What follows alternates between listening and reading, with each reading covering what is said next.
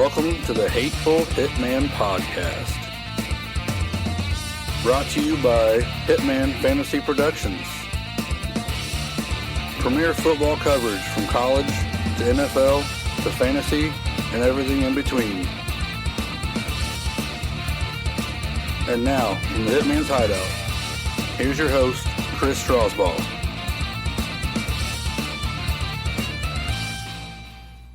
What's up, everybody? Welcome into the Hateful Hitman Podcast, Monday, March the 14th. And it's been a crazy week in the NFL heading into the new year, which begins shortly. And already we've seen some stuff. And I always talk about free agent frenzy. And there's usually not a lot of frenzy. I mean, you get all geared up for this and everything, and then it's like, one or two splash moves, and that's the end of it. But this year, I think more than in recent past or even distant past, I think we really have some frenzy on our hands. And we're going to talk about some of those players tonight on the Hitman Podcast. Thank you for listening. I appreciate you joining in and taking the time out of your day to plug me into your earphone or whatever it is you listen to me on, whatever device. I know this is a podcast that's based on football, but being from Ohio, we have two Major League Baseball teams in this state, the Indians and the Reds. And I got to tell you, one's in the National League, one's in the American League, and I kind of root for both. I don't particularly root for the Indians as much as I do the Reds because, grew up a Reds fan. I don't know if you guys have heard my story about Paul O'Neill, but that could be a different story for a different time. But I like to follow the Reds, and my grandpa was a big-time Reds fan. My grandma and my uncle are big-time Reds fans, and so, I like to watch the Reds. And the Major League Baseball lockout has come to an end, and they're starting practice, and the kickoff to the season is like 28 days away or something like that. And the Reds have already made me mad, and they usually don't make me mad until around the All-Star break. I read a report just a little bit ago that they are trying to deal Eugenio Suarez and Jesse Winker. Now, don't get me wrong, I'm okay with them dealing Suarez. I mean, as far as a decent third baseman defensively goes, I think he was a 1.5-year wonder at the plate, and once pitchers was able to figure out what he couldn't hit, he took a giant dip. So I'm okay with him moving on from him. But Jesse Winker, who I wasn't a fan of 2 or 3 years ago, really came on strong last year, and, they really missed him when he was hurt. Well, I just read a report that they're trying to trade both those guys away after I also saw today that they let Sonny Gray go, which puts a hole in their starting lineup. Doesn't look like they're going to pursue Nick Castellanos for probably either money and maybe some ego reasons. I'm not sure what the whole Castellanos thing was, but he had a great season last year. But I just don't see the Reds bringing him back either. I mean, it hasn't even been the first pitch, and the Reds are cutting their team, and I just don't get it. They do it all the time, and it's very frustrating as a Reds fan. But this isn't a baseball podcast. I don't know enough about baseball to really go into detail. To actually, all I can do as a fan is just form an opinion and just shake my head, pretty much year after year.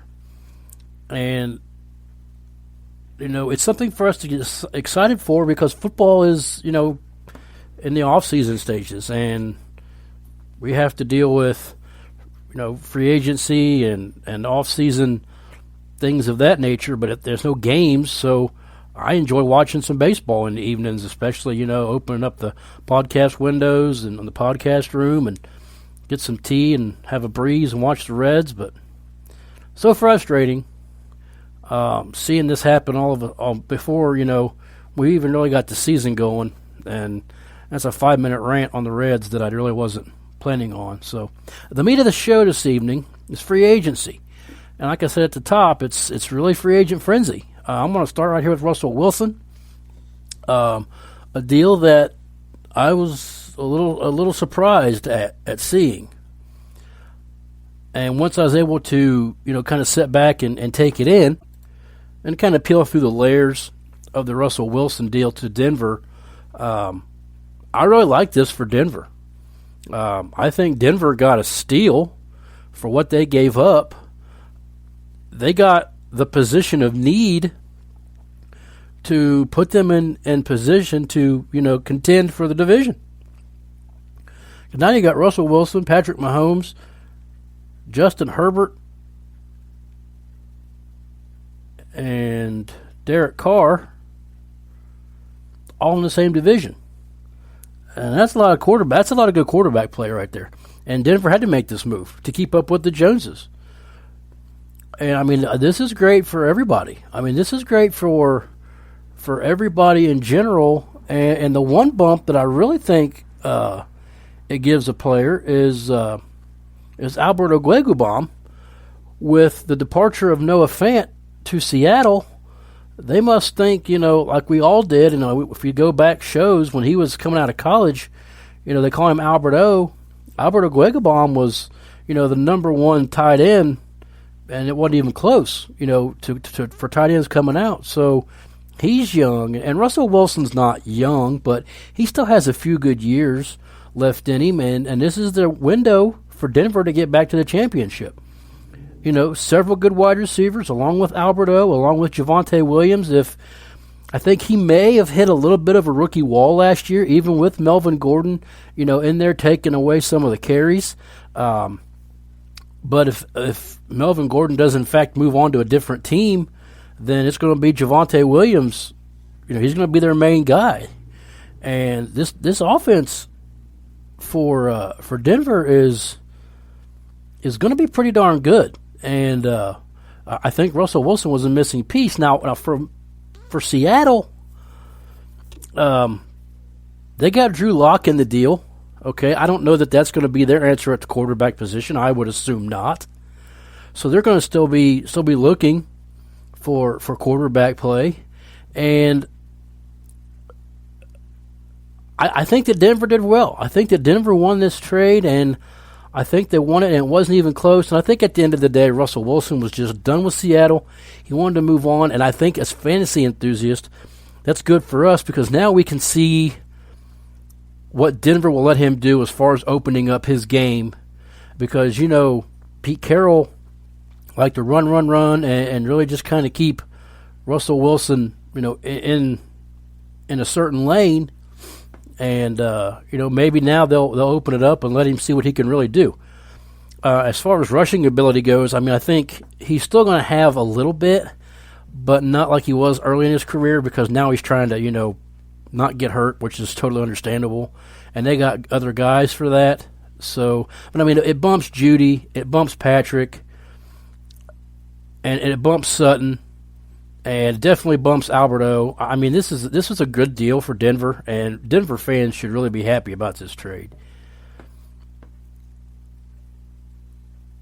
I guess I almost made it 10 minutes before I got into the next deal, and I'll talk Tom Brady next.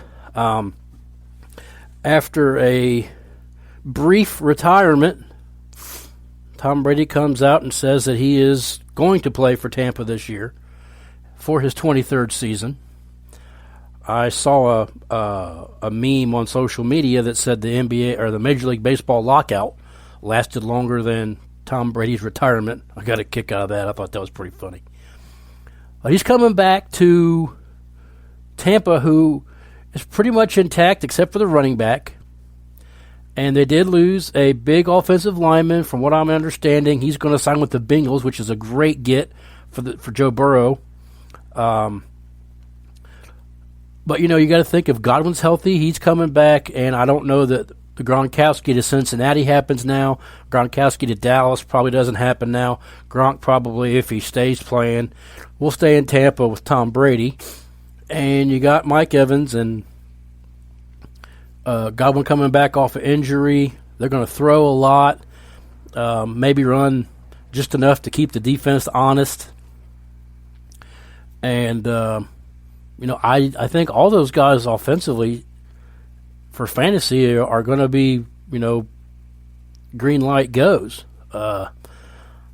If you're in Dynasty and you've been sitting on Brady for however many years you've had him in Dynasty, you get one more run with him. And if you're in one or two quarterback leagues and he's your guy, you could do way worse. You could have Drew Lock as your quarterback. So, you could do way worse. So, Brady as a fantasy option and still at 45, is still a great play because he's not going to get hurt. He's going to stay upright. They're going to protect him. He's going to get rid of the ball fast. And he's going to throw for a ton of yardage every game because that's really what he's been doing for 2 seasons in Tampa, and I don't see a reason why it's going to change. Carson Wentz. Carson came and Carson Wentz. I just made that up. That was a little corny. Going to the Washington Commanders. Yes, that was the first time I've put those two words together. Leaving the Colts, going to the Commanders to become the quarterback for Washington, making that his second jaunt in the NFC East. Is it a definite jump up from what Washington had last year? I would say so. I think it makes their wide receivers a little bit relevant. I still am kind of cautiously optimistic that he can still do something with what he has left in his career in his tank. I don't know how much he has left, but he does have a really good weapon in McLaurin to throw the ball to, and Antonio Gibson he can throw the ball to out of the backfield. Logan Thomas should be coming back off of injury. He's getting a little bit older, but he's also a very competent and reliable tight end for him. So, and are we going to see a second-year spike from De'Ami Brown, the second-year wide receiver out of North Carolina? That would give him another weapon to throw the ball to. It's kind of a lateral move for me. I think you lose at the running back position. You go from Jonathan Taylor to Antonio Gibson. I think there's a drop down there. But maybe there's a bump up at the wide receiver and tight end position there. I think the offensive line's probably a little bit better in Indy. I just don't think it worked out. One and done, and he's moved on. But what I really want to talk about is what are the Colts going to do for a quarterback now? Okay, they have a decent offensive line. Their defense is still pretty good. They still have Darius Leonard. As long as you have Darius Leonard, you're going to have a decent defense. And they got the league, one of the top 3 or 4 running backs in the NFL. To me, they're either shopping for a guy like Jameis Winston, Deshaun Watson. It looks like maybe he's getting suited by other players or other teams. I don't know if he could end up in Indy. Jameis Winston's a possibility. The draft is certainly a possibility. The problem with the draft is you've already got a guy in-house by the name of Sam Ehlinger who went to the University of Texas. And he's a second-year guy. I don't know that I believe in his game 100% to turn over the reins for the Colts. So you bring in a veteran like Winston and see what happens in the draft.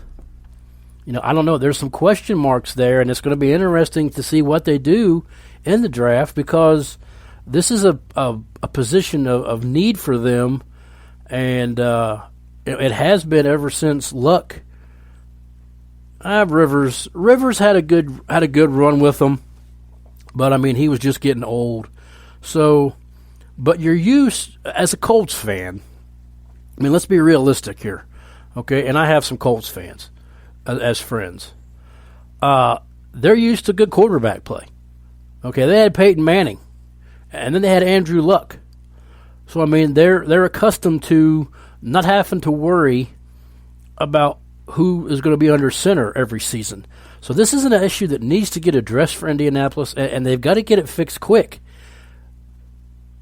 Because you don't want to waste the years that Jonathan Taylor has, looking for good quarterback play. And if the defense you're playing against doesn't fear your quarterback, then Taylor's going to suffer because he's going to see 9 men in the box, and he's not going to be able to do anything with it on the regular. And he'll still do his thing. He is a fantastic running back, and coming out of Wisconsin, you just saw it. I mean, the Wisconsin running backs are good, and they all seem to do very well in the NFL, whether it's for 3 years, 4 years, 5 years. I mean, you go clear back to Ron Dane. I mean, those guys, they pump out good running backs, and they always have Monty Ball, Melvin Gordon. I mean, the list goes on and on. So anytime I see a player or a running back for Wisconsin, I'm interested because, to me, the table's been set for him in college for him to succeed in the NFL. So what I'm saying is you don't want to waste Jonathan Taylor's talents having a struggling quarterback to where the defense just keys on Jonathan Taylor and you lose out, on both aspects. So they need to get this addressed, and they need to bring in somebody that can either be there for 3 or 4 years or bridge a gap for maybe Sam Ehlinger, who I liked him in college, but I need to see more from him. I just don't think he's ready. He's really, really raw. So really curious to see what they do around the draft and even in free agency, what they're going to do to address the quarterback position. Okay, let's get into the Gallup, Cooper, Jarvis, Landry triangle, and let's see if we can't break that down a little bit. Okay, so a couple of weeks ago, news broke that the Cowboys were not going to keep Amari Cooper. They were going to look to trade him or give him his outright release because of $20 million owed to him at the start of the new league year. It was just a matter of what they could get with him, what they could get for him, if anything. If not, they were going to cut him. And they basically settled for chump change, in my opinion. I'm a Cowboys fan, and this made absolutely no sense to me. I'm still trying to process this, and it's been a couple of days now. But they trade him to Cleveland. Amari Cooper to the Browns. Obviously, you know this by now. If you're listening to this podcast in March, you know Amari Cooper is now a Brown. And that saves cap space. I get it on the business end of it, okay? I really do. The kid's only 27 years old still. Look, it seems like he's been in the league for 100 years, but he's still only 27 years old. Going into his 7th season, if I remember, I looked it up. Going into his 7th season, he's still only 27 years old. That means he came into the league when he was like 19 or 20. So he's still young. Yes, he's got a lot of playing time under his belt. He's been fairly healthy for the most part of his career, even going back with the Raiders for the most part. He's been dinged up, missed a game or two here or there. Stayed relatively healthy. Great route runner. Can really catch the ball. There's some swirling rumor that him and Dak were having problems. They weren't getting along. And he made some kind of I don't know if it's an inverted racial slur about Dak being the white Kirk Cousins or something. I don't know. I saw something about it, but, I wasn't there. But if that did happen, then that very well may have, iced the cake on his time in Dallas, and they were going to move on from him. So once they decided to move on from Michael Gallup, or from Amari Cooper, I'm thinking, okay, I think they really need to figure out how to sign Michael Gallup. I know he's coming off an ACL, but ACL tears aren't what they used to be. They're not what they were 5 or 6 years ago. And these guys are back playing again in a matter of months. So whatever they're doing, when they do the surgery, they're getting them back on the field way quicker. I still look for him to maybe be limited throughout mini camps and mandatory OTAs and even fall practice. And that may leak into the beginning part of the year, and it may leak into some productivity and some conditioning issues for Gallup. But all in all, I thought they needed to bring him back to pair with CeeDee Lamb, who is now going to step up to be the number one guy in Dallas in a very pass-happy offense. So, in return for getting Amari Cooper, the Browns then let Jarvis Landry seek a trade, and apparently that didn't happen fast enough, so they just went ahead and released him. So they got Cooper and released Landry. Now, I'm not saying that Dallas needed Jarvis Landry, but I almost think they could have made that deal where he was involved in the trade or something. The whole thing's a little wanky to me. Okay? So you got Gallup coming back, Cooper gone, Landry now a free agent, still looking for a home. And this broke earlier today. Cedric Wilson, who was a very, very fine fill-in last year when any wide receiver went down, is signing with the Miami Dolphins. So now he's gone from Dallas as well. They re-signed Noah Brown, who I have zero faith in at all. I mean, I hope I'm wrong, but I hope I'm wrong.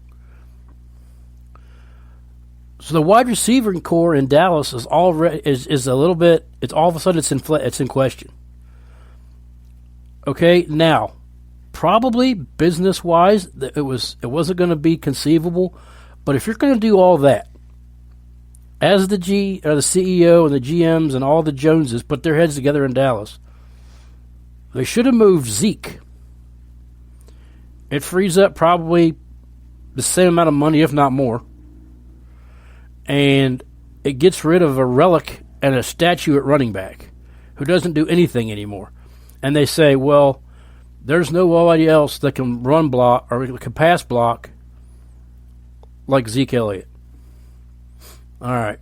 I'm going to let that soak in for just a second, because if all you're basing it on, if you're basing Zeke Elliott's total worth on his run blocking ability, that is stupid.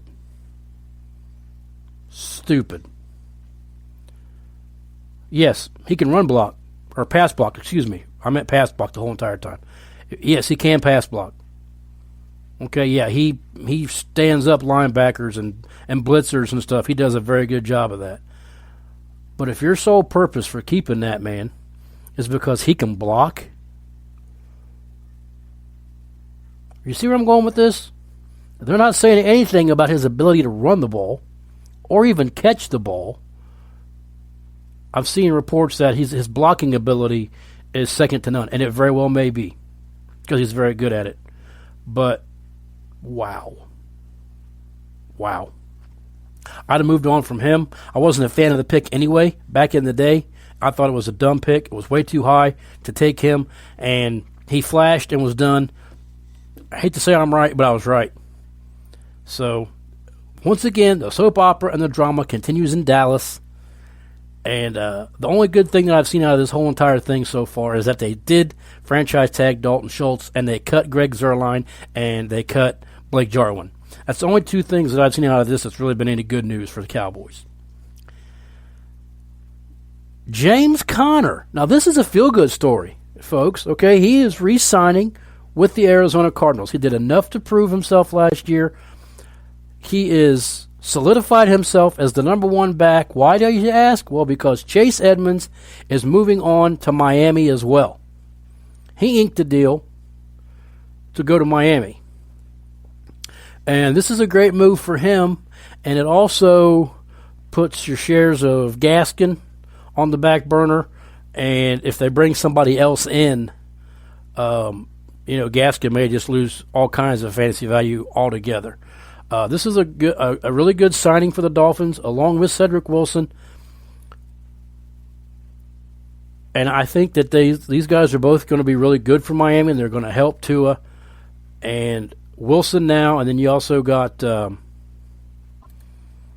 the second-year wide receiver from Alabama there, and it's like they've got some weapons around him now, and they should be able to make some stuff happen. And Miami wasn't bad. Miami was very good. They fired their coach for no reason. Okay, Miami was a very good football team last year. I think they're going to be even better. Mitchell Trubisky to the Pittsburgh Steelers, to me, is a bridge signing. To me, that screams, okay, we're not going to go after anybody else in free agency, and we're going to draft a rookie quarterback, and Trubisky's going to be our bridge, and if he fails, then we're going to go with this rookie, and we're going to rebuild with a rookie quarterback.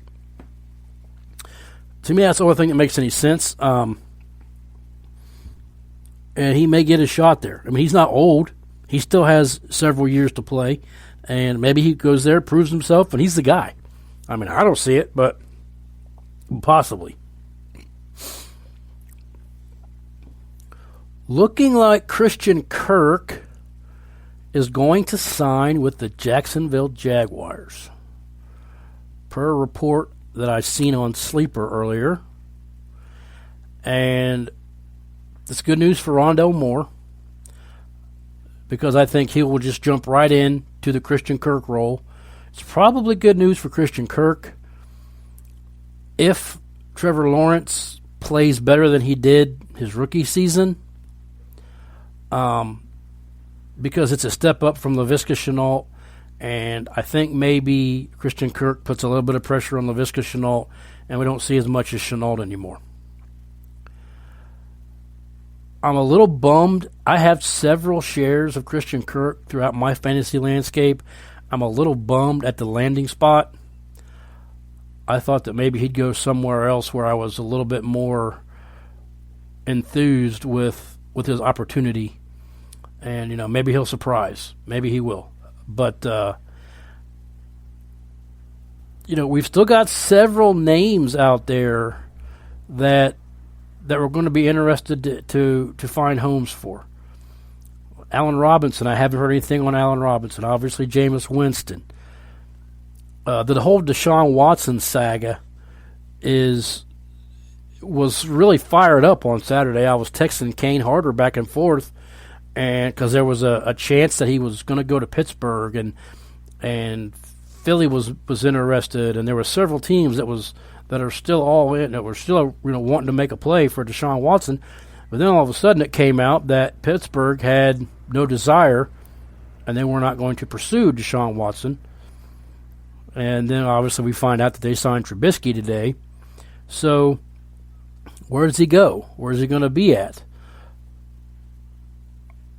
The only place that I'm 100% certain he's not going to play is Pittsburgh and Houston. And then obviously any of the teams that have quarterbacks in place already that are not in question. But those are the only two places that I'm guaranteeing he's not going to be. It's really interesting. Could he land in Seattle and go clear out there and take over that offense for Pete Carroll? That would be something that would be intriguing, because I think right now Lockett and DK Metcalf's stock is in influx. It's very much in question because you don't know who's going to throw him the ball. If Drew Lock's your quarterback in Seattle, those guys take a huge hit in fantasy. So this is going to have a rippling effect on who's the quarterback for these teams that lost, big-time all-star caliber quarterbacks like Russell Wilson. And we're going to have to see. And it's going to change our draft strategy, especially in redraft. And in Dynasty, you're holding these guys. You ain't trading anybody right now. Don't trade your big-name players right now. Don't do it. Okay? And don't trade your guys that are free agents yet. Okay? They may end up in a spot that's better than where they're at right now. Okay? It's important that if you're making off-season trades, and I say this every year, about this time, don't make boredom trades. Okay, don't be sitting around because you're just bored and there's nothing to do because it's cold and snowy and bleh. Don't make boredom trades. Make a trade that you really feel is in the best interest of your team and works out good for you, not just this season, but maybe for the season after that as well. Because if everybody goes out and jumps on Drew Lock right now because you think he's going to be the quarterback of Seattle, I don't think he's going to be the guy. In 2 quarterback leagues where quarterbacks were completely depleted and Mitchell Trubisky was available or he was on some guy's bench as his 5th option, don't go make a deal for him either unless it's very, very, very thin. Because I'm not sure he's the guy there either. I mean, if you wanted to go make a deal for Wentz because, he's got the opportunity, especially in 2 quarterback systems, see what you can do if you need a quarterback and you need a solid guy. Wentz is definitely going to be their starting quarterback. But these guys that are iffy, don't go after those guys. Don't even send out trade offers for these guys because you could just be giving somebody, even if it's a 4th-round pick in the 2023 draft, you're giving away a pick to a guy who's probably not going to be starting. Okay? So don't do that right now. Don't jump to conclusions. Now, these other players, you're kind of okay if you want to see what... Okay, now we know what Gallup's doing. Okay, we know where Cooper's landed. I think Cooper's stock took a dip, honestly, going to Cleveland. Especially losing Jarvis Landry. Okay, target share, he's probably going to see it. And he's definitely a step up from Jarvis Landry, but it's Baker Mayfield. And Baker Mayfield's up and down. He's hot and cold. And I'm not sure how cool Cooper's going to be with that. Once we get into about week 8 or 9, and, he's catching 3 passes a game, and 6 of them are selling over his head. So, I think stock down. I have a couple of shares of Cooper. I'm not moving him right now. I'm not trying to move him. I'm also not trying to acquire him. James Conner, Chase Edmonds, Tom Brady. If you're in a dynasty win now mode, I'll talk about that for a second.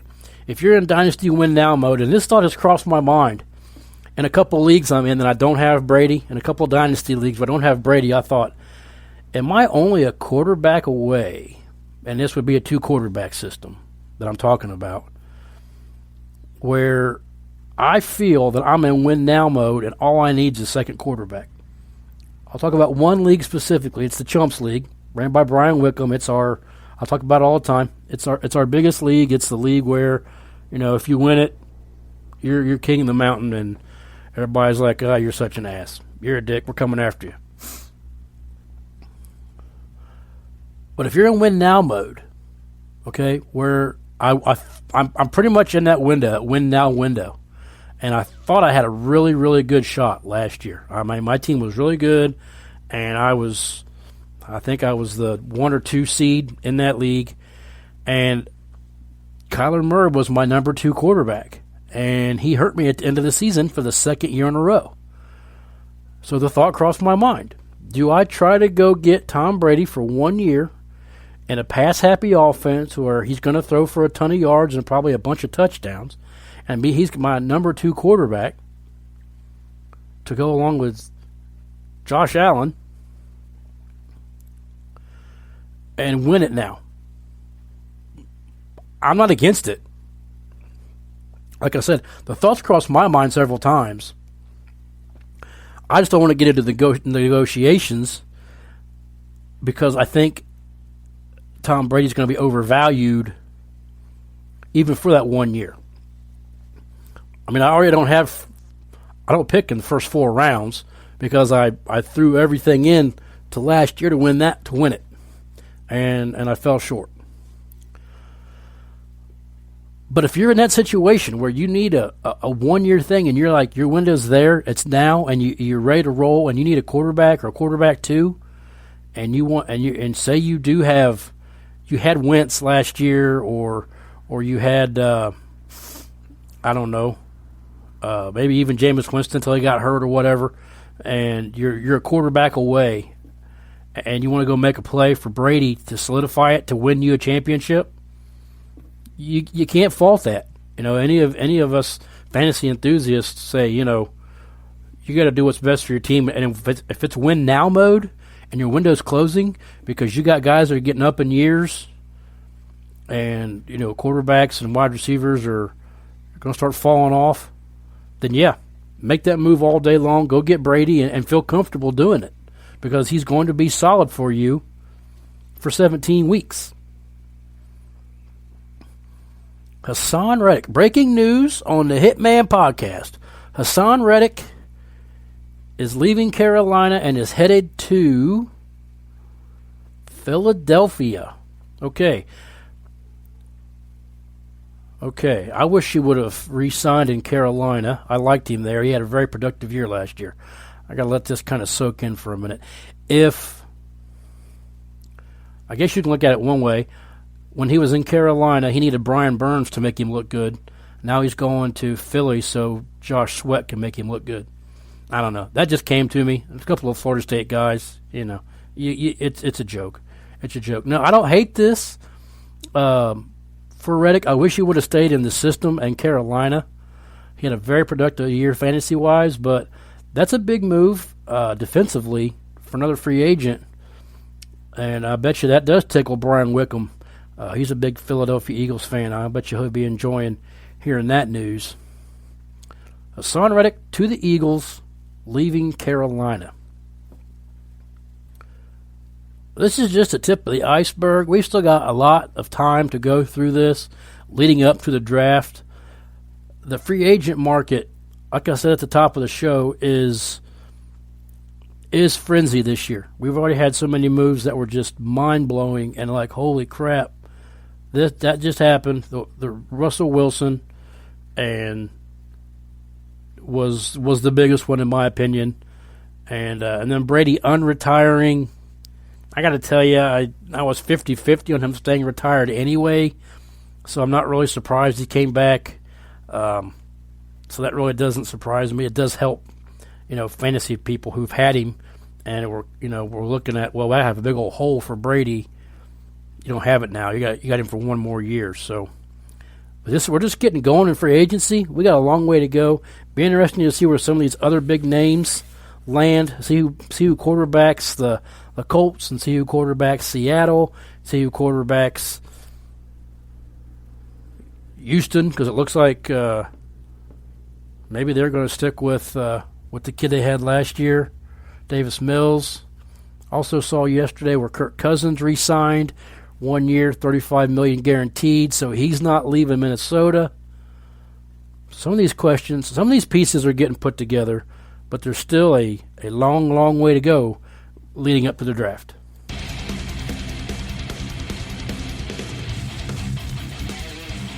Free agency is underway. We've got a lot to do. Keep track of it. I'll do the best I can, keeping you informed when I see something on social media, on Twitter, @HatefulHitman. Follow me on the show. Follow me on Twitter. Ask me any questions. If you need to know where somebody's leaning or going somewhere, I'll do my best to find the answer for you. My name is Chris Strasbaugh. Thank you for joining me on this beautiful Monday evening in Ohio. Have a great week, and we'll see you next time on The Hitman Show.